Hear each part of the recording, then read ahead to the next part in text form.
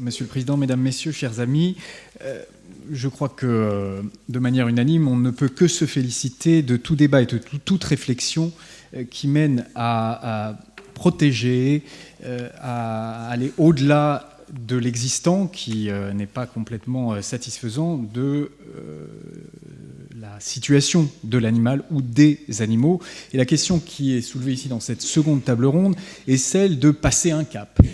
Pour se demander passer un cap au-delà de la déclaration des droits de l'animal qu'on a sous les yeux, pour atteindre le statut de personne juridique. Alors, pour légitimer cette réflexion, quelques mots pour revenir au chevet de l'animal, du contexte. Moi, je crois que ce qui légitime cette réflexion aujourd'hui, plus qu'hier, c'est un double changement.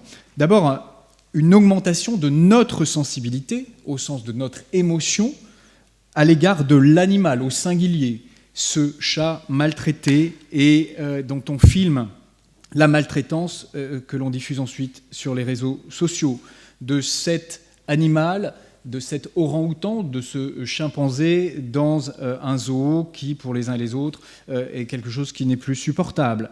Je pense au spectacle également des dauphins ou des orques, qui là aussi sont des choses qui aujourd'hui ne sont pas perçues de la même manière. Et là encore, on sait à quel point les images ont entraîné un changement de perception et du coup un changement du droit.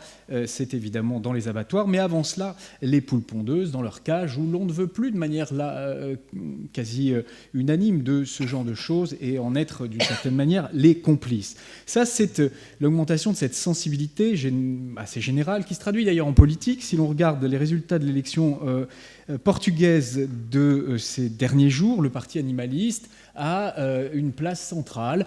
Et pour avoir été au Portugal à ce moment-là, on a dit à quel point c'était quelque chose de très ancré dans la société. Je parlais donc de ce rapport que l'on a, tout de même en voulant introduire une forme de réflexion quant à la complexité. Il n'y aurait pas d'un côté ceux qui seraient attentatoires à l'animal et les autres les protecteurs. C'est plus subtil. Et ce que je voudrais ici apporter comme réflexion, c'est de montrer que ce n'est pas si simple.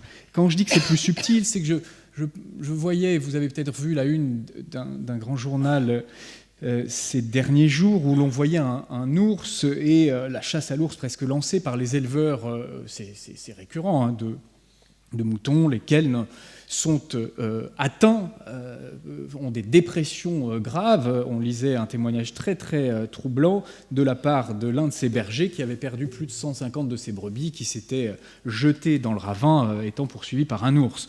Donc sa sensibilité à l'égard des animaux avec lesquels il vit, non pas comme il les perçoit pas seulement comme des biens et des choses qu'il va vendre, mais il y a un rapport émotionnel important, et ce rapport qu'il a est troublé, non pas par un être humain seulement, mais par un autre animal qui, lui, fait l'objet également d'une protection, et d'autres personnes qui lui octroient ce statut particulier. Donc, première idée. Deuxième changement, c'est l'augmentation de la vulnérabilité. Là, je dirais plus seulement de l'animal au singulier, mais des animaux. Et là, c'est la problématique de ce que nous vivons, la 6e extinction des espèces. Il n'y a pas de débat sur ce point. C'est le rapport de l'équivalent du GIEC en matière de biodiversité, l'IPBES, qui nous dit que nous en sommes au niveau de l'extinction des dinosaures pour des causes légales et illégales. Légales, je pense évidemment aux activités humaines qui ont cette activité, pour reprendre les termes de Florence Burga, mortifère d'une certaine manière, mais aussi illégale, les trafics qui se multiplient. J'étais dans un aéroport à Pékin ces derniers temps et on voyait des images d'animaux nous montrant l'animal le plus trafiqué, le pangolin. Je rappelle qu'en termes de bénéfices économiques, la criminalité environnementale est au 4e rang des trafics les plus lucratif après la drogue, les êtres humains et la contrefaçon. Et en politique, là aussi, sur cette vulnérabilité de la biodiversité animale qui entraîne aujourd'hui plus d'attention, on voit la vague verte des élections qui vient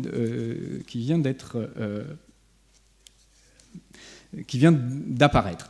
Alors, à cet égard, quel remède? On parle du droit, j'aimerais évidemment qu'on ait à l'esprit que les remèdes sont certes et peuvent certes être des remèdes juridiques, mais pas seulement, et que lorsque ce sont des remèdes juridiques, ces remèdes peuvent être à degré de normativité variable. Ça ne veut pas dire qu'il ne faut faire que du soft ou que du hard. Je crois que c'est une graduation, d'une densification normative, et qu'il y a une pluralité de forces. Par exemple, on sait à quel point les informations qui sont délivrées par les entreprises, qui sont des informations extra-financières, ont pris une place considérable, soit pour les questions sociales et environnementales, et pourquoi pas demain des obligations d'information extra-financière qui concerneraient le comportement de telle ou telle entreprise à l'égard de l'animal. Je pense par exemple à celles et ceux qui font dans la cosmétique et qui déclareraient, elles le font certaines spontanément, mais est-ce qu'une réflexion, il y a une obligation, ne serait pas envisageable? Alors, il n'est pas question de cela aujourd'hui, on parle de personnalité. Personnalité de l'animal, personnalité de la nature, et d'ailleurs, comme le disait le professeur Marguenot, les deux problématiques sont en ce moment, et les deux mouvements de personnification sont présents dans le monde entier. Moi, ce que je relève, pour avoir travaillé sur la réparation du préjudice écologique à la suite du naufrage de l'Erika, ce que je relève, c'est que ce ne sont pas les mêmes personnes qui travaillent sur et qui œuvrent à la question de la personnification de la nature et à la personnification de l'animal. C'est tout à fait intéressant. Ils s'uniraient, peut-être aurait-il des arguments les uns et les autres pour être plus forts, mais je relève cet élément qui est certainement le révélateur de ce que ce n'est pas aussi simple. Faut-il d'ailleurs imaginer que reconnaître la qualité de personne à la nature, ce serait également en creux reconnaître cette qualité à l'animal, ou faudrait-il le détailler? Alors, la poussée est certaine, je dirais, davantage pour la personnification de la nature vue globalement que pour les animaux pris individuellement, parce que les décisions sur l'orang-outan, les dauphins finalement, ou l'ours par la Cour suprême colombienne en 2017, ne sont pas si nombreuses, alors que celles qui relèvent de la reconnaissance de la personnalité à la Pachamama en Équateur, ou bien ailleurs au Gange ou à l'Himalaya, elles se multiplient. Ça, c'est juste pour révéler que dans les faits, dans la pratique, ce mouvement-là de personnification est plus important pour la nature prise globalement, donc les animaux notamment, que pour l'animal en tant que tel. Alors, évidemment, il y a une force à ça, le discours et la force performative du droit, parce que juridiquement, la personne est placée supérieurement au bien, et donc elle va avoir un niveau de protection plus fort. Évidemment, ce serait une force. Alors certains, à cet égard, nous rassurent. Certains nous disent, attention, la personnalité de l'animal, la personnalité animale, ce serait une personnalité d'ordre technique. Alors d'autres ici, ils voient, attention, derrière la technique, on nous disait aussi que ce n'était que purement technique de nous dire que c'était un bien. C'est juste pour évoquer que envisager la personnalité animale comme une technique, c'est peut-être se priver de ce que certains n'y voient pas qu'une technique. Le droit purement technique, c'est quelque chose qui est difficile à concevoir, notamment pour ceux qui y sont opposés. Alors, moi, je crois que ce qui est intéressant, en tout cas, avec cette personnalité animale, c'est qu'elle consacre dans le droit l'éthique animale qui attribue le statut de patient moral à l'animal, c'est-à-dire qui est titulaire de droit, mais pas d'agent moral, qui est titulaire de responsabilité. Je voudrais juste, sans que vous voyez dans mon propos, un propos contre la personnalité morale ou la personnalité à l'animal ou pour. Je voudrais juste faire réfléchir pour vous dire que quand on dit que les jeunes enfants ou les personnes atteintes de troubles mentaux sont des personnes qui ont des droits mais qui n'ont pas de devoirs, c'est faux juridiquement. La Cour de cassation reconnaît depuis bien longtemps que si je suis victime d'un dommage qui m'est causé par une personne incapable, un jeune enfant ou bien un adulte privé de discernement, il me devra une indemnisation. C'est parce que je n'ai pas choisi d'être victime de telle ou telle personne. En revanche, il ne peut pas être coupable. Alors, pour terminer sur ce point, je voudrais juste dire qu'il y a des inquiétudes fortes. Certains se disent on va faire exploser la notion de personne. D'autres disent mais alors, quels animaux concernés? On va les lister? Doit-on faire des listes, des hiérarchies?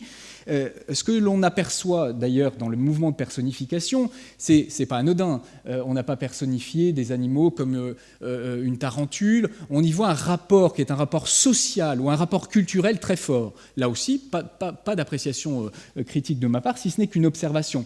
ce que j'ai dit avec le Wanganui, l'Himalaya, le Gange, révèle également le caractère sacré de l'environnement ici. Alors, faut-il se contenter, je dirais, de cela ou non?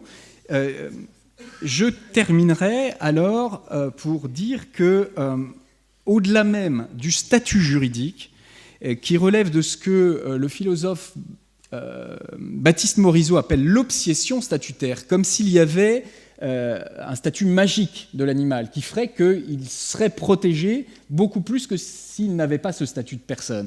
Ce que je voudrais dire, c'est que on ne peut pas avoir à l'esprit qu'on passerait d'un statut tragique, l'animal est une chose, c'est tragique pour l'un, à un statut magique qui est l'animal est une personne, et voilà que son sort en serait absolument lié d'une manière positive. La Pachamama dans la Constitution d'Équateur n'a pas empêché le gouvernement de donner des possibilités de déforester. Et la Cour suprême s'est prononcée en disant « balance des intérêts, c'est possible ». En une phrase, à présent, et pour aller dans le sens de cette philosophie d'une nouvelle éthique, qui serait une nouvelle éthique animale, je crois que cette idée de diplomatie animale, de se dire que nous sommes dans un mouvement de réflexion et de transformation du statut qui pourra mener, ici, dans tel pays, là, dans telle région, à la reconnaissance de la personnalité animale. Peut-être demain, peut-être plus tard. On ne doit pas retarder le débat actuel qui est celui des devoirs de l'homme et du respect et de la responsabilité à l'égard de l'animal qui doit être aujourd'hui et maintenant, et cela n'est pas exclusif de statut. Je voudrais juste alerter, et au moment des questions, si vous voulez, on pourra parler du préjudice écologique, pour avoir contribué à la rédaction de ce texte, le préjudice écologique porté à la nature en tant que tel est dans le Code civil aujourd'hui. Quand à un moment donné, quelqu'un a élevé en disant « Tiens, reconnaître le préjudice écologique dans le Code civil, c'est dire que la nature est un sujet de droit », de suite, on a vu chez les parlementaires le risque de dire « Ah non, moi, c'est pas ça que j'ai voulu. Je n'ai pas voulu ça. » Ce que je veux dire, c'est qu'on perçoit parfois que les débats autour du statut de l'animal sont des débats qui peuvent être tellement conflictuels qu'ils en oublient ce qui relie et le commun et les points communs entre ceux qui les discutent, qui est renforcer cette protection. Donc gare au conflit et j'encourage à l'alliance entre ceux qui œuvrent pour le même combat. Merci.